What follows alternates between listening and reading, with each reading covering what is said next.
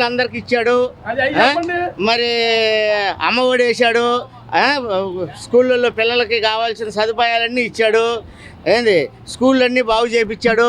అక్కర్లా పట్టుకోక్కర్లా, ఆయన పట్టుకొని ఉన్నాడు, నువ్వేం పట్టుకోక్కర్లా. ప్రజలకు కావాల్సిన ఏర్పాట్లన్నీ చేశాడండి. 45 సంవత్సరాల వయసు దాటిన వాళ్ళకి 15,000 రూపాయలు వేస్తానన్న స్కీమ్ ఒకటి ఆయన మెయింటైన్ చేస్తున్నాడు. చంద్రబాబు నాయుడు ఇందులో చేయనిది ఏంది, అన్నీ చేశాడు. ఇప్పుడు ఆరు అమలు అన్నాడు, 6 అమలు పూర్తి చేశాడు. ఇంకా చేయాల్సింది అమరావతి. ఇప్పుడు ఆ అమరావతికి కేంద్రం ఇచ్చే డబ్బుల్ని ఏ రకంగా నొక్కేయాలని చెప్పి చూస్తున్నారు. అది మరి జగన్మోహన్ రెడ్డి అన్ని పథకాలు ఇచ్చారు, ప్రజలు మొత్తం మా పథకాలు గుర్తుపెట్టుకుని తిరస్కరించారండి. పెట్టెలు ఎత్తుకోకపోతే ఎవడో బాధ్యుడు? నేను ఎగ్జామ్స్ రాశాను, నేను రాసిన ఎగ్జామ్స్ కరెక్టో కాదో మార్కులు వేసే టీచర్ చూడాలి కదా. అంతకుముందే ఈ ఎగ్జామ్స్ రాసిన పేపర్లు దొంగతనం చేస్తే ఇంకా నాకు మార్కులు ఏమొస్తాయి అక్కడ? మీరు చెప్పండి. మీరు ఒక ఎగ్జామ్స్ రాస్తారు, ఆ ఎగ్జామ్స్ రాసినటువంటి దాంట్లో పేపర్స్ అవతలోడు సరిగా రిద్దాలుగా, అవి కరెక్టో కాదో? సరిగ్గా దిద్దలేదంటారా? అసలు దిద్దడానికి వెళ్తే కాయి పెట్టలే ఇక్కడ ఎర్రర్ అయిపోయినాయి, ఇంకా ఎక్కడున్నాయి? మరి ఇప్పుడు సంక్రాంతి నుంచి జగన్మోహన్ రెడ్డి బయటకు వస్తున్నారు. ఇప్పుడు లేడైంది బయట, అంటే ప్రజల దగ్గరే. ఇప్పుడు ఎక్కడన్నా లాండ్ ఉండడా? అలాగే ఇప్పుడు బయట ప్రజల్లోనే ఉన్నాడండి ఆయన. జగన్మోహన్ రెడ్డి ఇప్పుడు ప్రజల్లోనే ఉన్నాడు, ప్రజల్లోనే తిరుగుతున్నాడు. జగన్మోహన్ రెడ్డిని ఇప్పుడు ఏం చేద్దామని, జైలు వేద్దామని ఉంది చంద్రబాబు నాయుడికి. వేస్తే వేసుకొని జైల్లో ఉంటే కూడా గెలవడా ఏంటి? 2019 ఎన్నికల ముందు పాదయాత్ర చేసి వచ్చి 151 సీట్లు గెలిచారు. ఇప్పుడు ప్రజల్లోకి వెళ్తున్నారు. దీనివల్ల మరి అసలు 151 కాదండి, 164 వాళ్ళ కౌంటింగ్లోకి వెళ్ళిపోయినాయి. వైసీపీ వాళ్ళ 164 వాళ్ళ కౌంటింగ్లోకి వెళ్ళిపోయినాయి. వాళ్ళకి రావాల్సిన 11 వీళ్ళకి వేశారు. ఎవరు లెక్క పెట్టారు? ఎక్కడ పెట్టెలు కరెక్ట్గా చూశారు? అర్ధరాత్రి కాడ ఓట్లు వేపించే రాజ్యం వీళ్ళేగా తెచ్చింది. ఎప్పుడన్నా సాయంత్రం 6 గంటల తర్వాత ఓటింగ్ పోల్ జరిగిందా?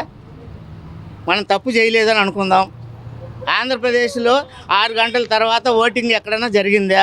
ఈవీఎంలు వచ్చిన తర్వాత అయినా జరిగిందా? లేదు కదా. ఈవీఎంలు వచ్చిన తర్వాత అర్ధరాత్రి తర్వాత ఓట్లు ఎక్కడ జరిగినాయి? తెల్లవారుజాము దాకా ఓట్లు వేస్తే ఒక నియోజకవర్గం మొత్తం మీద ఒక ఊరిలో ఒక్క ఓటు పడుద్దా? ఆ ఊరిలో జనం అందరూ చచ్చారా? కనీసం 50% అన్న పోల్ అవ్వాలిగా. ఒక ఓటు ఏంటి? ఒక పెట్టెకి ఒక ఓటేనా పడేది? వైసీపీ వ్యతిరేకత వల్ల మాకు పట్టం కట్టారా? అవునండి, వాళ్ళు ఓటు వేయడానికి రాకపోతే వ్యతిరేకతలా? అంటే ఆ ఊరు మొత్తం తెలుగుదేశం కాబట్టి వాళ్ళకన్నా వేయాలిగా. నువ్వు ఈవీఎం పెట్టి తెచ్చి పెట్టావండి, ఓటింగ్ జరుగుతుంది, అసలు ఎవడో ఒకటి వచ్చి వేయాలిగా. తెలుగుదేశం వల్ల అయినా ఓటు పెట్టెలో వేస్తేనేగా ఓటు వచ్చేది. పెట్టెలే ఓటు వేయడానికి ఓటు వేస్తే ఏమైనాయి? ఊరు మొత్తం మేము ఓట్లు వేసామంటున్నారు, పెట్టెలో మాత్రం ఒకటే ఉంది. మరి టీడీపీ అన్నమాట, వైసీపీ అధికారంలో ఉంది కదా. నేను టీడీపీ అని విమర్శించట్లేదు, వైసీపీ అని విమర్శించట్లేదు. జగన్ చేసిన పథకాలలో మేము జగన్ చేసినవన్నీ తీసేస్తాము, మా పరిపాలన ఇలా ఉంటుందని చెప్పి ప్రజలకు చెప్పమనండి, లేదా తీసేయమనండి, తీసేసి ప్రజల్లోకి రమ్మనండి. చంద్రబాబు నాయుడు తప్పు చేస్తున్నాడని మేమేం అంటలా, ఆయన కూడా మంచి చేయాలనే వచ్చాడు, చేయడానికి ఆస్కారం లేదు. ఆయన అన్నీ చేసిన తర్వాత ఏం చేయడానికి ఆస్కారం లేదు అక్కడ. ఆయన చేసినవన్నీ ఇది మంచిది కాదు, నేను తీసేస్తాను, ఈ పథకం నేను చేయను, ఈ పథకానికి బదులు ఇంకో పథకం పెడతానని చెప్పనండి చంద్రబాబు నాయుడిని.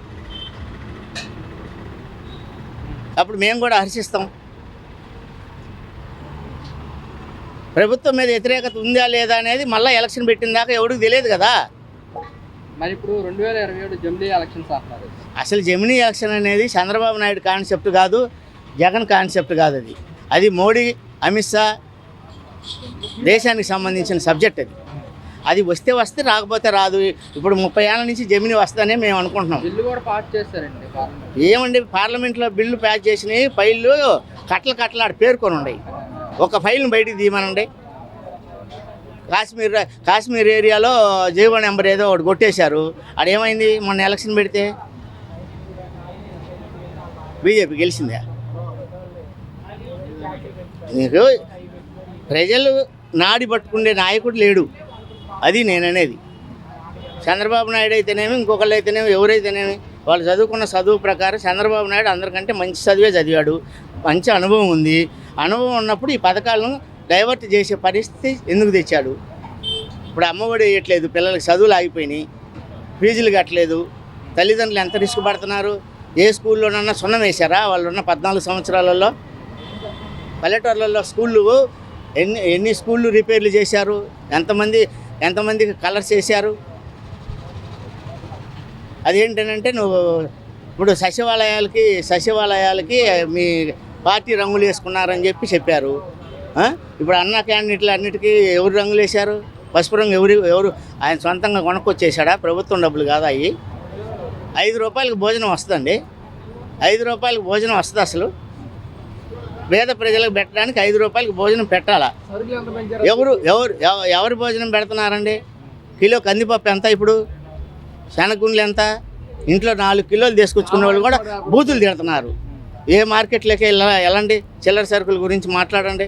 156 రూపాయలు పామ్ ఆయిల్ అమ్ముతున్నారు మార్కెట్లోకి వెళ్తే. ఎప్పుడైనా అమ్మిందా? కూటమి ప్రభుత్వం అధికారంలోకి వస్తే నిత్యావసర ధరలు మొత్తం తగ్గిస్తా ఉన్నారు. ఏది తగ్గితే ప్రజలు చెప్పుకుంటారుగా. తగ్గితే మాకు ఫలానా ఇది వరకు 3,000 తీసుకెళ్ళి నెలకు సరిపడా సరుకులు తెచ్చుకునే ఫ్యామిలీకి ఇప్పుడు 5,000 6,000 తీసుకెళ్ళినా కూడా సరుకులు రావట్లా. ఏంటి సంపద? ప్రజలకు వడ్డింపులు చేసి సంపద ఏంటి? కరెంటు బిల్లు ఎంత పెరిగిందండి? సామాన్య మానవుడికి 1,000 రూపాయల లోపు బిల్లు వచ్చేవాడికల్లా 1,300 1,400 బిల్లు వచ్చింది. ఈ నెల 27న జగన్మోహన్ రెడ్డి విద్యుత్ ఛార్జీల పైన ధర్నా చేస్తారు. చేయనియండి, చేస్తే వీళ్ళకి ఏమవుతుంది? వీళ్ళ మెజారిటీలు ఉంది, ఏ బిల్లు పెట్టైనా సంతకాలు పెట్టి లోన పెట్టుకుంటారు. జగన్మోహన్ రెడ్డి ఏం చేసినా వీళ్ళు ఏం పట్టించుకోరండి. వాళ్ళ చేతిలో ఉన్నంతకాలం ప్రజలు ఈ అవస్థలు పడాల్సిందే. అది ఈ 5 సంవత్సరాలు కళ్ళు మూసుకొని ఏదో ఒక రకంగా కోటీశ్వరుడు కూడా కూలికి పోయి అయినా డబ్బులు తెచ్చుకొని కొనుక్కొని బతకాల్సిందే. సంపద ఇదే. కోటీశ్వరుడు కూలోడు అవడం. ఏ వ్యాపారస్తుడు పని చేస్తున్నాడో చెప్పండి? ఇసుక ఫ్రీ అన్నారు. 1,500 రూపాయలకు ఇసుక ఇచ్చాడు చంద్రబాబు నాయుడు పోయిన 14 సంవత్సరాల పరిపాలనలో. ఇప్పుడు ఎందుకు ఇవ్వలేకపోతున్నాడు? 1,400 10 టైర్లు లారీ ఇసుక.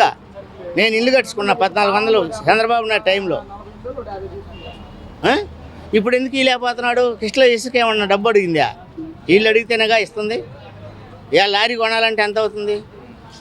అదేంటంటే ఆయిల్ పెరిగింది, అదంతా లారీ వాడు చూసుకుంటాడు. నువ్వు అసలు ఆ డబ్బు కట్టుకోకుండా ఫ్రీగా ఇచ్చేసేయి లారీ వెళ్తే.